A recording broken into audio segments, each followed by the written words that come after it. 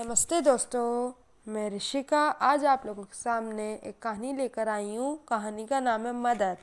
तो चलिए शुरू करते हैं। एक समय मोची था। काम करने वाले व्यक्ति को रात में भगवान ने सपना दिया और कहा कि कल सुबह मैं तुझसे मिलने तेरी दुकान पर आऊँगा। मोची की दुकान काफ़ी छोटी थी और उसकी आमदनी भी काफ़ी सीमित थी। खाना खाने के लिए बर्तन भी थोड़े से थे।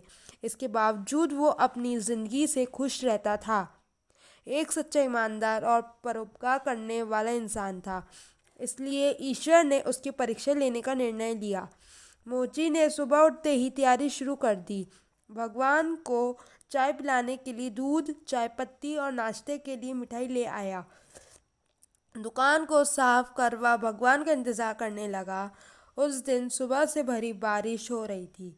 थोड़ी देर में उसने देखा कि एक सफाई करने वाली बारिश के पानी में भीगकर ठिठुर रही है।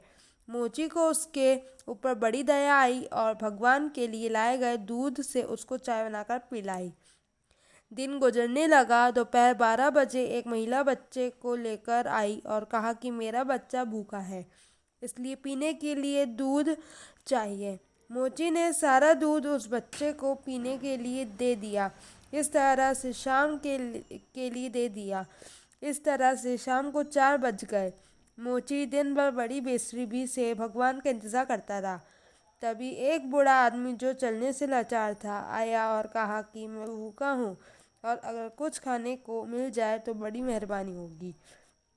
मोची ने उसकी दे दी। इस तरह से दिन बीत गया और रात हो गई। रात होने ही मोची के सब्र का बांध टूट गया और वह भगवान को उलाहना देते हुए बोला कि वाह रे भगवान, सुबह से रात कर दी मैंने तेरे इंतज़ार में, लेकिन तू वादा करने के बाद भी नहीं आया। क्या मैं गरीब भी तुझे बेवकूफ़ बनाने के लिए मिला था?